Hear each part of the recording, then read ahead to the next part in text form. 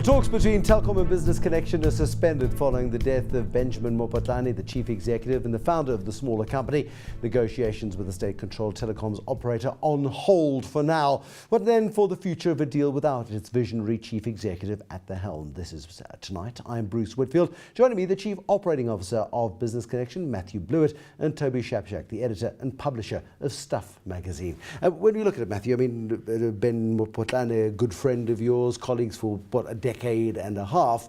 He was fine in the morning, and tragically in the afternoon you just SMS'd him and said to him, "Guy, this is an important meeting," and he died instantaneously. Yeah, Bruce, absolute tragedy. No warning for us. A healthy leader, someone we'd been working with, and one moment I'm SMSing him for a meeting, next moment I'm getting a message that he's had a heart attack. And this was a crucial meeting. This was a meeting of which the terms and conditions of a deal with Telkom have been decided, been through the process 6 or 7 years ago. This was take two. Yeah, I think, a lot of the issues have been bedded down, but there were certain issues that they were going to be dealing with at that meeting, and they do arise in these deals. And yes, it was an important meeting. This is a 2.7 billion rand deal. It's a deal that values Business Connexion at R6.60 rand. Not to put too fine a point on it, but is Business Connexion worth as much without Ben Mophatlane at the helm? I think obviously Telkom have looked at the business as a business and its strategy and how it aligns with their strategy. No doubt the people are important in the business. This is a 7,000 strong business. Ben is a visionary and a leader. He has created a strong leadership team. It is a blow to the organisation when a leader and a visionary passes away. But I think we would still argue that his legacy will be the value that the business takes forward. His twin brother Isaac, still in the business. Is he as charismatic, as strong a figure as his brother? I think his friends, and I'd count myself as one of them, would say absolutely. I think they are very similar and very different in some ways. So there are some of Ben's qualities that Isaac would bring through, and there are others that he would be very different in. He's more of a front man, a sales guy, as opposed to Ben being more of a corporate manager. Toby Shapshak, this is a deal Telkom needs more than Business Connexion does, or not? Agreed. But that's very kind of you, Toby. I've always wanted to do that. Someone asks you this long, complicated question, you go, yes. Yes. Unfortunately, the question wasn't that long or complicated, but this is a deal that Telkom needs more than Business Connexion does. Discuss. Yes, I think so, because Business Connexion's got a very solid business. I think it is tragic that Benjamin has passed. I mean, but nonetheless, you can't have a business of this size, of this generation of reputation over the years if you don't have a solid business, and if good CEOs empower the people around them to perform at their best, and they steer the ship with the light hand, which is how I understood he was. It's consistently performed well. The expansion's been good. You don't do that if you're not a good company. And I think in a backward kind of way, I asked Arthur Goldstuck for his opinion, and he said Business Connexion is a formidable company. And that's a pretty good comment from a formidable analyst himself. You understand what these guys do better than most of us. You make technology bits talk to other technology bits. You call it interconnectedness or something. But it's basically Telkom, post the unbundling and the sale of its stake in Vodacom, needs to be able to access these things that Toby can't live without, that I've managed to switch mine off for this discussion this evening for bare 15 minutes. But it's about connecting Telkom to the 21st century. Telkom is stuck in sort of the late 80s still in terms of its technology. Absolutely. You don't want to just be the pipes. It's gone to the connectivity, the convergence, I think that's the word you were looking for. And that convergence is not just a convergence of data and telecommunications. It's really all industries coming together. So mobile, the financial industry, the media industry, all of them are now a part of this larger industry that's available, and Telkom wants to be a part of that. And really having an integrator, that's what we really are as Business Connexion, an integrator. Okay, now explain that in English, into language that Toby understands what you mean, but I don't. I want to answer your Telkom question as well, actually, but first answer the integrated question. Well, I think the integrated question, to give you the simple discuss answer, is really, you've got a whole bunch of disparate systems. So whether it's a mobile system, an application, a business application, if that is common talk, and then you've got a communication system. Our job is to bring those all together in a harmonious way so that you as the user experience it as just one system. I don't have to care how it's happening. I just want it to happen. Just must happen and deliver you the service you require. Let me give you the one sentence answer. It's the Appleification of all of these disparate services, so you just see one experience. And it's tragic that Telkom is incapable of doing it itself. Great for Business Connection, great for its shareholders, but tragic that Telkom has to buy that skill. Yeah, exactly. I mean, but the interesting thing about Business Connection is it's had very few acquisitions. Most of its growth has been organic, which is another sign of a strong business.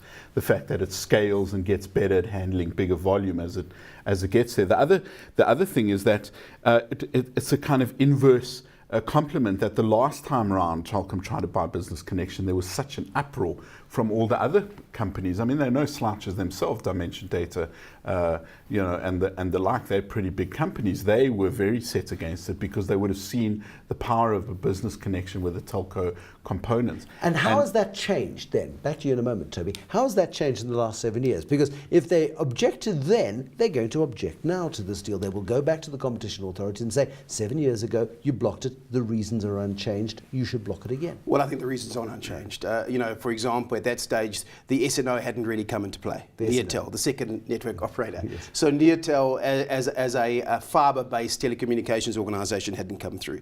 The other big change is what we call self-provisioning.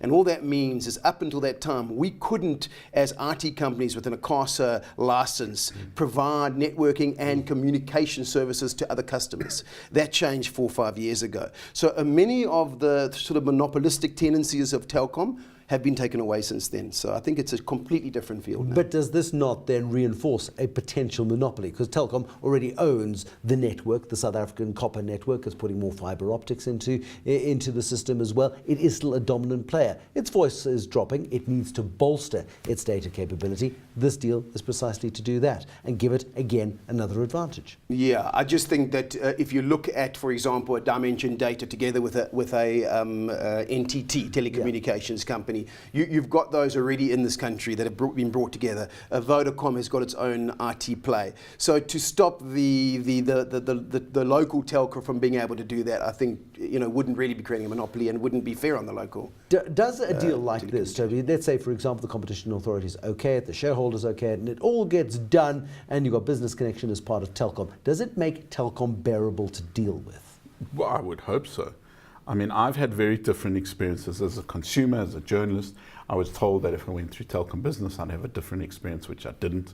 I took to having to rant on Twitter to get results. So I haven't had that experience. I do know that the people that have dealt with Business Connection are very happy with them. So do they bring a customer-facing workforce to the market? I think they do, especially in the services they're going to sell. Telkom has no choice but to get into added value services, be they data centers. BCX has got a very nice network of data centers. Do they get into selling services? They're integrating services? Of course they do. It's criminal that they haven't gotten into it this far along. And I had lunch with a Telkom executive, and I must say, I'm quite amazed at the kind of thinking. The equipment may still be from the 80s, but there's a really kind of next generation thinking about what they want to do. I can't quite remember what was on the record and what was off the record, so I'm just going to be a little bit vague. Tell us everything you told me. But I was very impressed with that's how they're thinking, and I mean their current results are quite remarkable. They're the highest share price in 5 years, and have we really seen the fact that Telkom has bottomed out and that it can't bleed anymore and it's got to bounce up? I think we have an incorrect view of Telkom as an enterprise communication. We experience them as consumers and we might get frustrated. Many of the enterprise customers that are our enterprise customers are very pleased with We're talking about the business market here. We're talking about a market where Telkom is losing out in the battle for the corporate market to Neotel, and Vodacom is now snapping up Neotel and wants to dominate that business market. This is Telkom desperately trying to hold on to the customers it's got left in that sector. And I think in that space it does have a better performance and service level. Obviously together with ours we hope to improve it. But it's in that space that it's actually really has to dominate. At the risk of endangering the deal, what do they like to deal with? Well, I think I support what Toby was saying. I think you've got a new leadership in there. They're building a new generation, what they call the NGN, the new generation network. In fact, their network is not old. In fact, their fibre is awesome. It just needs to be lit up correctly. And connected to people's homes and businesses. Absolutely. And I think the thinking that's happening there now and the way that they're executing on it is very encouraging. And I can tell you from a business connection point of view, we wouldn't be pursuing this deal if we didn't think that kind of leadership was there. We are a people business. We are a visionary business. We have to look into the future. We have to believe on the people we're going to with the future. And I think that leadership is really there. It's amazing, isn't it, Toby? I mean, you've watched it from the sidelines, as I have over the last 18 months or so. Sipho Maseko coming in. He was at Vodacom for a bit. He jumped ship, joined Telkom, and Telkom is a very different beast, and it shows what difference leadership can make. I don't know him per se, but I do know Brian Armstrong well, and I do know Enzo Scaracci, who came from Vodacom, and I think both of them have really got the respect of their respective industries. Brian has got a great reputation. He did with BT's subsidiary here amazing things. They were the best subsidiary outside of BT's home office. Jump ahead. So that's enough to know. I know that the business brains and the marketing brains are there. They're clearly trying to offload Telkom Mobile, which is a suffering asset. So Sipho Maseko somehow is managing to fight his way through the biggest problem, which the Telkom people call the shareholder, the meddling government. Under Yunus Karim, they got an amazing amount of backing to get stuff done. He was really good for the industry, and now we're back to this no man's land of policy what ifs. 41 words in Jacob Zuma's State of the Nation address that said spectacularly nothing. So we don't know where we're going to go, but they've really got to grow themselves. They've got a great opportunity. Have they bottomed out? Perhaps they have. All of this about deal flow, all of this about doing deals, all of this stuff is terribly impressive, and shareholders will make money. 5 years from now, in 30 seconds, Toby, and I'm going to ask you this as well, Matthew, what does this telecommunications landscape look like? Well, it looks very much like the combination of a Telkom, a Business Connection, and a bit of Amazon and Netflix. It's going to be about providing more than just the pipes, otherwise you become a dumb pipe. You've got to be providing services, you've got to be providing content. Things like Spotify and Netflix prove that streaming subscription models work. South Africa needs that. That's in the ideal world of the guy who publishes a magazine, the flashiest magazine in the market, all about technology and dreams. In reality, Matthew Blewett, does it look like that 5 years from now? I think it does. I think there is a great deal of infrastructure that's been laid. There are incredible data centers, cloud computing, another one of our little terms. But really what it's saying is we need to provide the end service from a consumer and a business. And that's where it's going to end up. If I want streaming at home, if I want entertainment at home, I want to get it through one provider. Yeah, absolutely. And that's what Telkom can provide for the future. And hopefully it does. That was the Chief Operating Officer of Business Connection, Matthew Blewett, and Toby Shapshak, the editor and publisher of Stuff magazine. Thank you for watching Tonight with Bruce Whitfield. There will be more tomorrow. Till then, good night.